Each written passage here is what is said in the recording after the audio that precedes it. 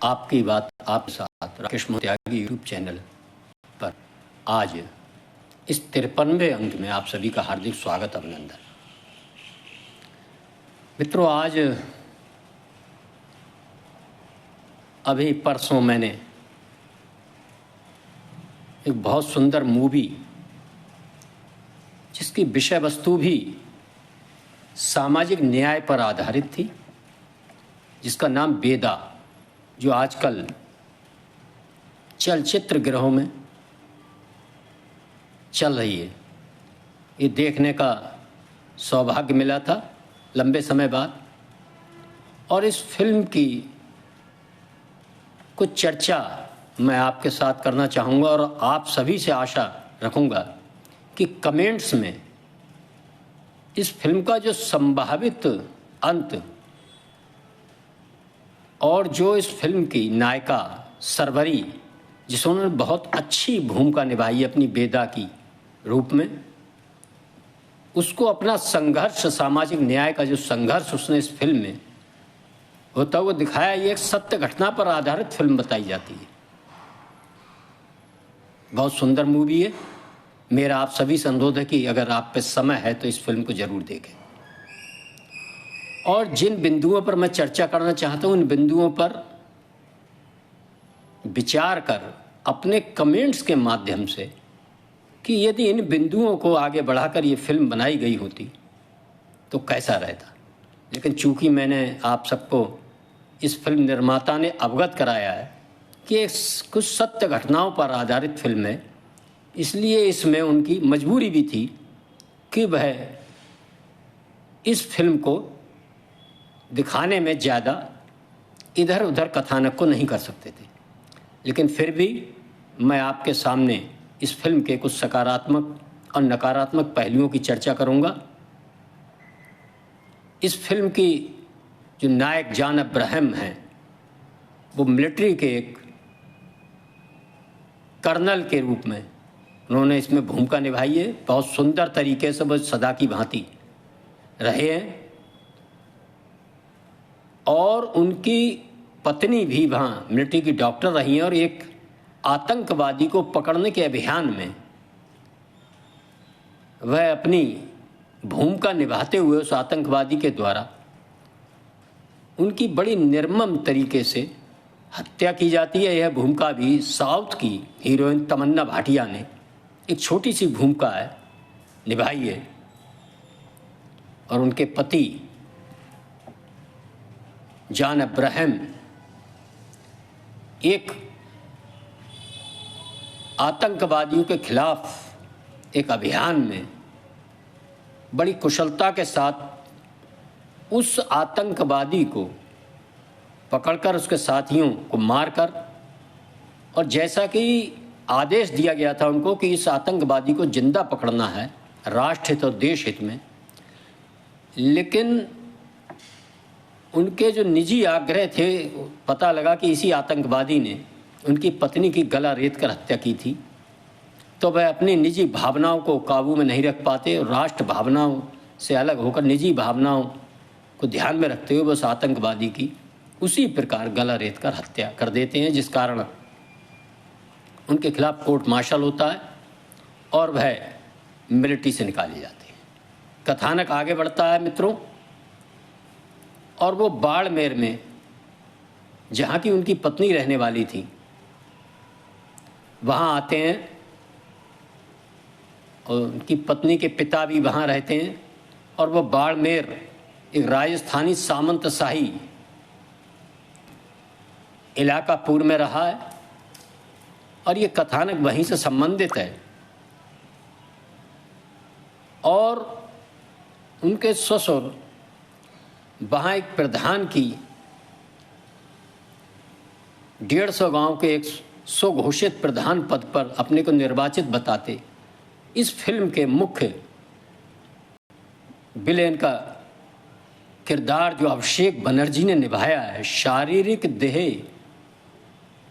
भाषा व शारीरिक रूप से सक्षम न होने के बावजूद भी इस भूमिका के अपने भाव भंगिमा व अभिनय के माध्यम से उन्होंने बहुत सुंदर तरीके से इस भूमिका निभाया है, लेकिन उनके सामने जो हीरो की भूमिका जॉन अब्राहम जैसे विशाल बलिष्ठ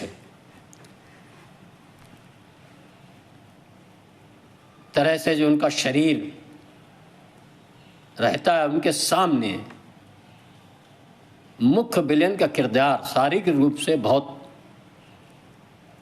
अक्षम सा सिद्ध होता है। इस फिल्म की सबसे बड़ी कमी बस यही है, लेकिन उन्होंने अपनी शारीरिक कमजोरी को अपने अभिनय से बहुत सुंदर तरीके से ढकने का प्रयास किया और इस भूमिका को बड़ी अच्छी तरह से निभाया। ये हम सबको ये फिल्म देखेंगे उनकी किस प्रकार की भावभंगिमा सामंतशाही संस्कारों के आधार पर निभाते हैं, यह भी इस फिल्म की एक विशेषता है।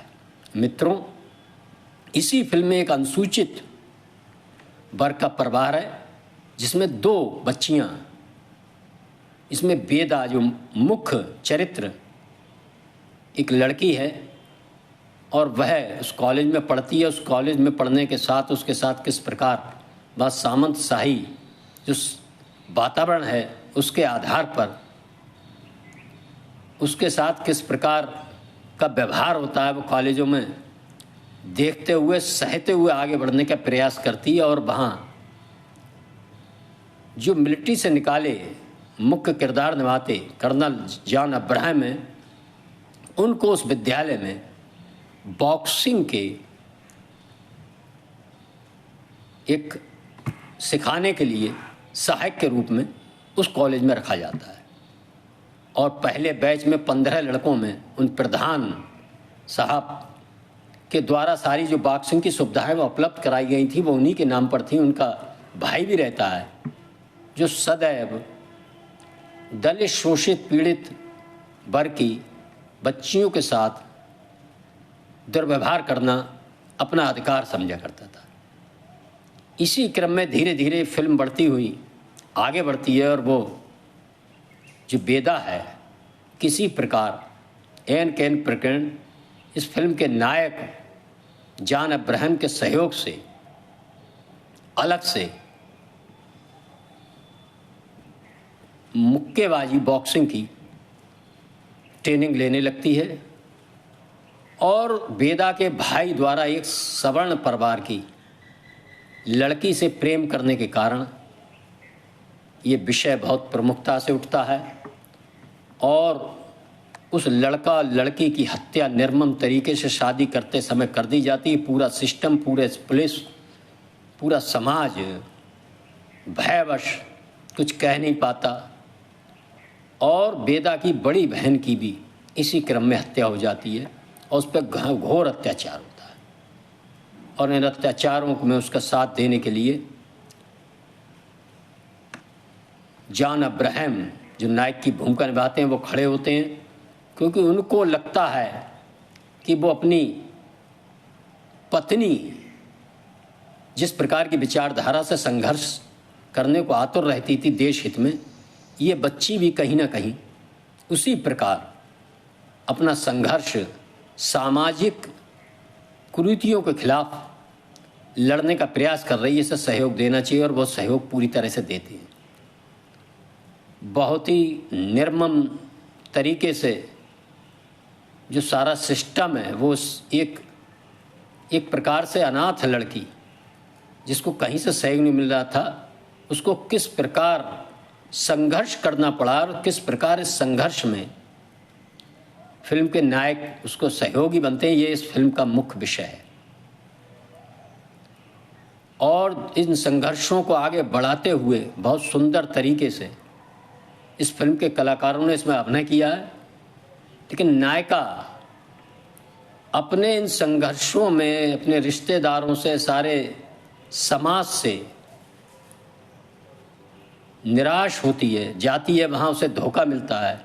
और वो कहती भी एक डायलॉग उसका बहुत याद आता है कि हम भी कभी किसी के साथ खड़े नहीं हुए थे, तो हम कैसे आशा करें कि वह रिश्तेदार, हमारे समाज हमारे साथ खड़ा होगा आज मुसीबत में।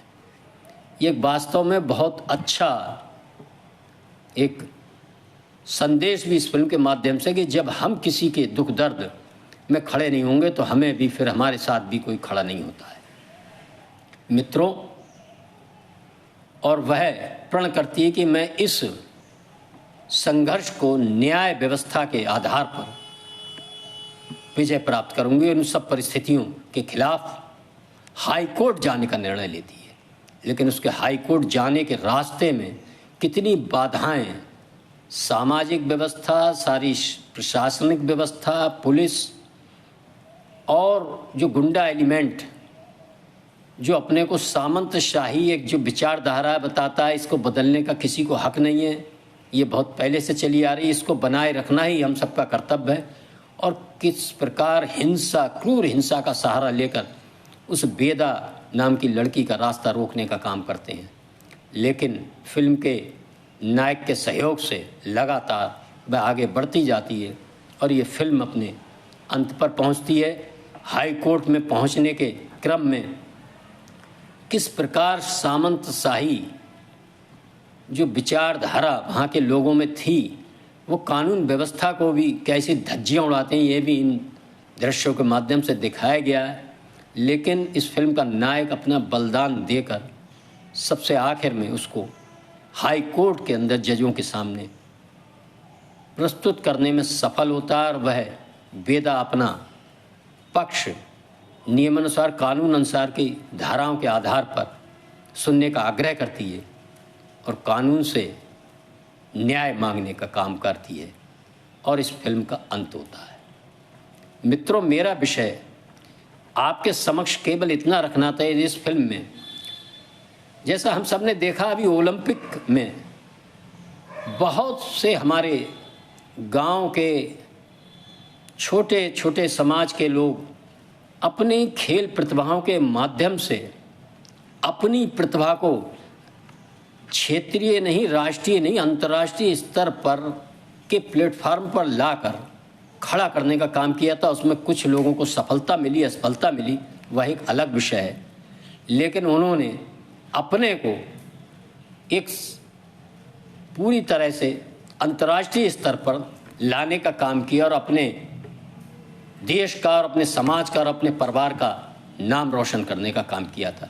यदि इस फिल्म में वेदा भी अपने को मुक्केबाजी के माध्यम से ऐसे सामंतशाही विचारधारा के खिलाफ लड़ती हुई खेलों के माध्यम से और अपने को इन खेलों के माध्यम से क्षेत्रीय स्तर से लेकर राष्ट्रीय स्तर, अंतर्राष्ट्रीय स्तर तक अपने अंदर जो पीड़ा, जो क्षोभ, दलित शोषित होने का था, उससे उबर कर ऐसे सामंतशाही विचारधारा पर विजय प्राप्त कर अपने को यदि इन खेलों के माध्यम से अंतर्राष्ट्रीय स्तर पर मुक्केबाज मैरी कॉम व अन्य महिलाओं की तरह स्थापित करती तो निश्चित ही इस फिल्म का अंत एक दूसरा हो सकता था और अपने समाज के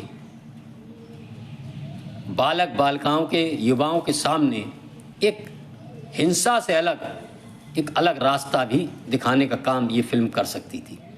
ये मेरा विषय था। मेरा आप सभी से अनुरोध है कि आप सब लोग इस बारे में कमेंट्स के माध्यम से ज़रूर बताएं कि वास्तव में कौन सा रास्ता ठीक था। कानून का रास्ता भी ठीक है, लेकिन हम सब जो इस तरह के परिवार हैं जिनके मन में कोई पीड़ा है, कोई क्षोभ है, कोई कुंठा है, उस कुंठा को पा लेना, उस कुंठा को, अपने क्षोभ और पीड़ा को खेलों के माध्यम से, चाहे 100 मीटर की दौड़ हो, ऊंची कूद हो, लंबी कूद हो, चाहे भाला फेंक हो, कबड्डी हो, खो खो हो, कुश्ती हो, निशानेबाजी हो, ऐसे विभिन्न खेल हैं जो हम बहुत कम खर्चे में, जिनको अपने गांव की गलियों में, खेतों में खेलते हुए, साइकिलिंग है, पैदल चाल है, आगे बढ़ सकते हैं।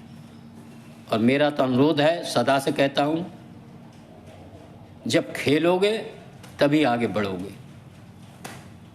और खेलों के माध्यम से ही आगे बढ़ने का ये संदेश यदि फिल्म देती बेदाज तो बहुत अच्छा रहता।